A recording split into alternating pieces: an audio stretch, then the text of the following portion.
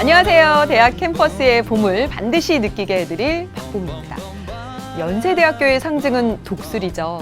오늘은 연세대학교 입학 사정관 모시고 독수리의 눈처럼 예리하게, 독수리의 날개짓처럼 정확하게 연세대학교 입학 전형의 특징과 대비 전략에 대해서 알아보도록 하겠습니다. 먼저 연세대학교 책임 입학 사정관 박정선 입학 사정관님 나와주셨습니다. 안녕하세요. 네, 안녕하세요. 연세대학교 박정선입니다.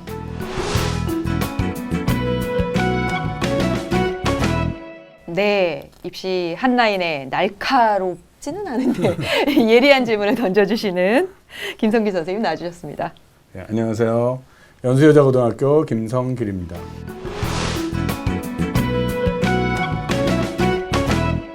네, 벌써 11월인데요.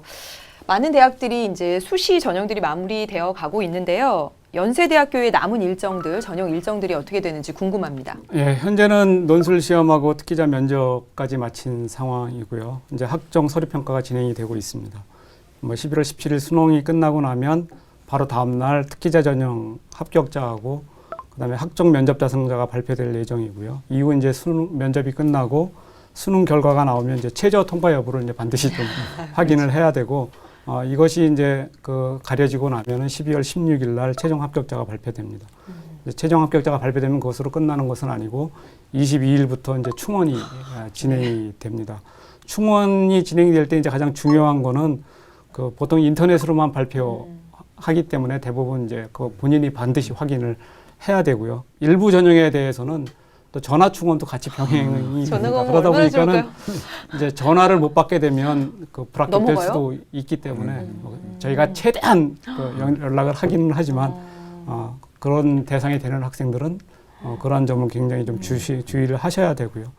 수시가 이제 마무리되고 미등록 인원이 결정이 되고 나면 이제 정시가 1월 2일부터 내년도 실시가 될 예정으로 있습니다. 11월 26일 학교생활 우수자 전형 이제 면접을 보는 날인데요. 지금 학생들이 아주 초조하게 면접 준비를 하고 있습니다. 예, 연세대 면접 어떻게 준비를 해야 될까요? 사실 연대 학종의 면접형 성격을 좀 이해를 하시면 면접에 특별한 어떤 대비라는 것은 걱정을 안 하셔도 됩니다. 왜냐하면 학생들한테 이제 누구나 이해할 수 있는 어떤 제시문을 주고 그 제시문에서 갖고 있는 생각이 무엇인지 이런 것들을 본인이 분석을 해서 얼마나 논리적으로 정확히 전달을 하느냐 하는 것들을 많이 평가를 하기 때문에 수업 시간에 대비한 정도의 학생이면 크게 문제가 되지는 않을 거라고 생각을 하고 있습니다. 예, 올해 수시 경쟁률을 보면 작년보다 많이 하락을 했습니다. 아무래도 학생들이 전년도 입시 결과를 토대로 해서 좀 합격 가능성을 좀 잘 판단하고 냉정하게 지원하지 않았나 이런 생각도 들고요. 또한 수능 이전에 논술 및 면접고사를 보기 때문에 또 수험생들의 부담감도 좀 작용하게 되었지 않았나 이런 생각도 듭니다. 어떻게 생각을 하시나요? 사실 수능 이전에 논술과 특기자 면접을 실시한 것은 상당히 오래됐습니다. 그래서 올해만 특별히 그 이유 때문에 지원자가 감소했다 이렇게 보기는 좀 어려운 것 같습니다. 최근에 이제 많이 문제가 되는 게 학령 인구 감소라는 문제가 있고 또 내년에 영어 절도 평가가 실시가 되니까 지금 현재 고3 학생들이 조금 불안해한다는 여러 가지 소문도 있습니다. 그래서 올해는 좀 하향 지원을 했다 이렇게 얘기들이 많이 나오고 있는데 이런 것들이 복합적으로 작용되지 않았나 이렇게 생각을 하고 있고요. 다만 이제 내년도에는 우리가 논술을 수능 이후에 실시하기 때문에 아마 내년에는 좀 지원자가 더 늘어나지 않을까 이렇게 보고 있습니다. 네, 연세대학교 수시 지원을 한 학생들의 논술 전형은 끝났지만 이제 남아있는 게 수능 최저입니다. 수능 최저가 적용되는 학과들도 많이 있는데요.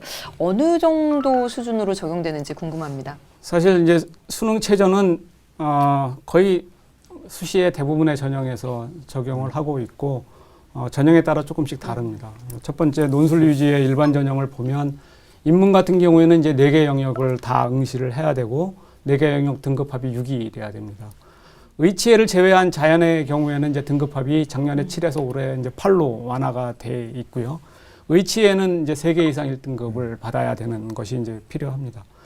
학생부 종합은 그거보다는 조금 낮아서 인문 같은 경우가 이제 3개 등급합이 6, 또 이제 의치해를 제외한 자연은 2개 영역 합이 4인데 이제 그 4에 그 수학이나 또는 과학, 과탐 중에 한 과목은 반드시 이제 포함이 돼야 되고요. 의치해는 뭐 동일하게 1등급 3개 이상을 요구를 하고 있습니다. 학생부 교과나 기타 이제 정원외로 뽑는 고른기회 특별 전형 같은 경우에는 또 이제 학생부 종합보다는 조금 더 낮게 그래서 이제 환경이나 이런 면들을 교육 환경이나 이런 면들을 고려해서 적용을 하고 있고요. 특히 이제 정원의 고른기회 전형의 그 의치해 같은 경우에는 이제 1등급 3개가 아니라 3개 영역 합의 4로 이제 하나 정도 더 낮게 하고 있습니다. 예. 수능 최저학력 기준을 보면 이제 교과 전형 같은 경우는 이제 2개 영역을 반영을 합니다. 그래서 학생들이 어느 정도 이제 준비가 되는데요. 일반 전형은 4개 영역을 또 반영을 하고 또 종합 전형 인문계 같은 경우는 또 3개 영역 반영을 하거든요. 그래서 학생들의 부담이 좀 많을 것으로 생각을 하는데 수능 최저 기준 너무 높은 것은 아닌가요? 예리하시네요. 높고 낮은 것은 사실 상대적인 문제죠. 그러니까 그 연대 지원하는 학생들의 전체적인 수준을 놓고 보면 특히 이제 정시와 비교를 해보면은 뭐 그게 그렇게 높으냐 하는 거에 대한 또 이견도 있습니다.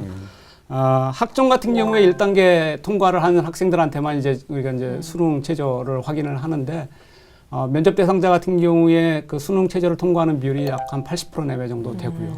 수능이 일반 전형, 논술 전형 같은 경우에 이제 높다고 말씀을 하셨는데 4개 영역을 다 반영을 해도 그 수능 최저를 통과하고 난 다음에 실질 경쟁력을 보면은 이제 문과 같은 경우가 한 15대 1, 이과가 한 평균 8대 1 이렇게 됩니다. 그러니까는 실제로 그것을 통과하는 학생의 어떤 비율이라는 측면에서 보면은 또 이렇게 낮은가 하는 거에 대한 또 그렇게 잘하는 학생들이 부분이 좀 있습니다. 근데 다만 이제 우리가 현재 우리 대학이 여러 전형을 통해서 다양한 인재를 선발을 하고 있기 때문에 전형별로 각각의 특색을 놓고 최저 기준을 좀 다르게 적용을 하고 있다 이렇게 이해를 해주시는 게 좋을 것 같습니다. 네, 앞서서 입학사정관님이 말씀해 주신 것처럼 지금은 정말 수능 준비에 최선을 다해야 될 시기인데요. 뭐 수능이라고 하는 것이 수시의 최저 기준에도 중요하지만 또 정시에서는 핵심 아니겠습니까? 연세대 정시 모집의 특징 무엇일까요? 뭐 아시는 것처럼 정시 모집은 대한민국의 거의 모든 대학이 비슷합니다. 수능 성적을 위주로 이제 선발을 하고 있고 어떤 학교는 수능 100%로 하는 학교도 있는데 연대는 그렇지는 않습니다. 연대는 수능이 90%고 이제 학생부 교과와 비교과를 각각 5%씩 해서 10% 반영을 하고 있습니다. 그래서 뭐 특별히 합격을 결정하는 데는 연대도 역시 정시에서는 수능 성적이 위주지만 뭐 다른 대학과의 차별성이라고 하면은 학생부를 10% 반영하고 있다는 것이 이제 가장 다릅니다. 예체능 같은 경우에는 이제 실기가 굉장히 합격에 중요한 영향을 미치고 있기 때문에 예체능 계열을 준비하는 학생들 같은 경우에는 실기를 좀 잘 대비를 할 필요가 있습니다. 정시 모집에서 이제 학교생활기록부 교과 비교과에서 10% 반영을 하는데요. 어떤 기준으로 어떻게 반영을 하는 것인가요? 사실 그 10%는 많은 학생들한테 그렇게 크게 부담이 되지는 않습니다. 특히 이제 비교과 같은 경우에는 출결과 봉사로서 반영을 하는데 출결 같은 경우에는 이제 결석을 반영을 해요. 근데 사고결이라 그래서 이제 이유 없이 학교를 결석한 학생들 그것도 이제 3년 동안 3일까지는 우리가 그 반영을 그 만점을 주고요. 그다음에 이제 봉사 같은 경우에는 수시에서는 상당히 봉사의 뭐 시간이나 이런 것도 상당히 중요한 역할을 하지만 정시에서는 20시간만 3년 동안 하면 뭐 만점을 주기 때문에 사실 뭐 크게 그 부담이 없고 교과는 이제 전 과목을 반영하는 것은 아니고요. 뭐 국영수, 그다음에 탐구를 사탐을 선택한 학생들은 사회를 반영하고 과탐을 선택한 학생들은 과학을 반영하는데 이제 3과목씩만 반영하기 때문에 또 상대적인 부담은 더 적게 나타나고 있습니다. 그럼 이제 말씀해 주신 것처럼 정시에서 학교생활 기록부의 영향력이 이제 작게 느껴지는데 그럼에도 불구하고 이렇게 반영을 하는 이유가 있을까요? 네. 뭐 가장 큰 이유는 아무리 정시가 그 수능 위주의 그 전형이라고 하더라도 학교 생활의 어떤 정상적인 그 참여는 해야 된다라는 것을 이제 메시지를 주고 싶은 거고요. 뭐 그 다음 이유는 좀 현실적인 이유가 있는데 최근에 이제 수능 점수의 폭이 굉장히 좁잖아요. 네. 그러다 보니까는 동점자가 상당히 많이 나올 가능성이 있습니다. 그래서 그런 동점자의 처리를 위한 하나의 그 역할을 한다 이렇게 봅니다. 그러니까 학교생활기록부의 절대적인 비중은 별로 큰 것이 아니지만 어찌 보면 이제 합격, 불합격을 가르는 기준이 될 수도 있다는 말씀이신데요. 예, 평소에 학교생활이 진짜 중요하겠네요. 네, 또 하나 이제 궁금해지는 것이 이제 한국사입니다. 한국사 반영은 어떻게 되나요? 한국사는 뭐 수시와 정시에서 이제 다 등급으로만 점수가 나오잖아요. 그래서 이제 우리도 등급을 쓸 수밖에는 없고요. 문과 학생들은 이제 3등급까지만 받으면 되고, 이과 학생들은 의예과를 포함해서 4등급까지만 받으면은 아무런 불이익이 없습니다. 만점을 주거나 또는 수능 체제를 통과하는 방식이고, 예체능은 이제 5등급 정도만 받아도 크게 문제가 되지 않습니다. 지금까지 2017 전형의 수시, 정시에 대해서 살펴보았는데요. 2018 연세대 전형의 특징이 무엇인지 이제 궁금해집니다. 변화나 특징 있을까요? 연대 2018 입시의 가장 큰 변화는 전 4가지 정도로 네. 나누어 볼 수가 있습니다. 올해까지는 학생부 교과 전형이 실시가 되지만 내년에는 학생부 교과 전형 대신에 면접형이라는 것으로 이제 전환이 됩니다. 면접형은 교과 전형과 마찬가지로 재학생들만 이제 지원을 할 수 있는 전형 형태는 그대로 유지를 하려고 하는데, 선발하는 방식은 조금 바꾸려고 합니다. 그래서 1단계에서 현재는 교과만 가지고 그 2단계 대상자를 선발했는데, 내년에는 1단계에서부터 교과와 비교과, 그러니까 정량적 요소와 정성적 요소를 같이 판단을 해서 1단계 통과자를 선발을 할 생각이고요. 1단계를 통과한 학생들한테는 2단계에 가면 새로이 이제 제로 베이스에서 다시 시작을 해서 서류 평가와 그다음에 이제 면접 평가를 하려고 하고, 특히 면접에 중점을 두려고 하고 있습니다. 그래서 면접은 2번 할 생각이고요. 그 면접에 이제 그 요소들은 현재 저희가 연구 중에 있어서 곧 공지를 할 그런 생각으로 있습니다. 우리가 이렇게 이제 면접을 강화한다고 하니까 많은 분들이 하는 얘기가, 니네 또 거기서 교과 지식 묻는 거 아니냐, 뭐 똑똑한 사람들 뽑으려고. 근데 우리가 학종은 교과 지식을 묻지 못하게 되어 있습니다. 그래서 이제 그러한 부분들을 우리는 충실히 따르기 위해서 저희가 면접을 강화할 생각이긴 하지만 학생들한테 교과 지식을 물을 생각은 없습니다. 그 점은 지금 제가 이제 말씀을 드릴 수 있고요. 네. 두 번째는 특기자 전형의 변화입니다. 특기자 전형의 지원 자격을 지금보다 대폭 완화해서 누구나 지원할 수 있는 형태로 지금 가려고 하고요. 또 하나는 이제 모집 인원이 축소가 됩니다. 특히 사회과학 인재 계열 같은 경우에 모집 인원이 축소가 되고, 장기적으로 이제 2020년도 지금 중3 학생들이 지원하게 되는 2020학년도에 가면 사회과학 인재 계열은 이제 폐지를 할 생각이고요. 인문학 인재 계열도 어문학 전공 위주로 개편을 해서 예를 들면 뭐 어문학과 관계없는 전공들이 있습니다. 근데 그런 전공들은 역시 2020학년도부터는 모집하지 않을 생각입니다. 세 번째는 인도우드 국제 계열을 정시에서도 모집을 합니다. 이제 그것이 이제 가장 큰 또 변화 중에 하나고요. 내년에 정시에서 모집하는 학생들은 수시는 그렇지 않지만 정시는 학생부 종합의 어떤 형태를 띠려고 합니다. 그래서 자기소개서도 지금 공통양식을 쓰고 면접에서도 뭐 영어를 하지 않을 그럴 생각을 갖고 있습니다. 마지막에 그 큰 차이는 이제 논술 위주의 일반 전형인데요. 지금까지의 논술 형태를 이제 바꿀 생각은 없고요. 모집 시기를 시험 실시 시기를 지금은 이제 수능 전에 봤는데, 내년부터는 수능 끝나고 나서 볼 생각입니다. 근데 이제 사실 수능 이후에 논술을 보게 되면 무엇이 가장 이제 걸리냐 하면 사교육이 걸립니다. 왜냐하면은 수능 끝난 다음 날부터 이제 학원 달려가서 이제 그 논술 대비하는 거죠. 그래서 우리가 내년에 논술 날짜도 이미 발표를 했어요.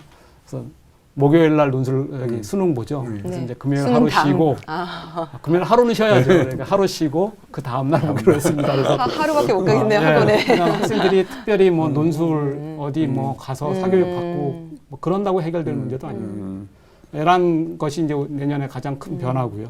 이러한 것들은 이미 저희가 4월 달에 홈페이지를 통해 다 공지를 했기 때문에 확인해 보실 수 있을 거라고 보여집니다.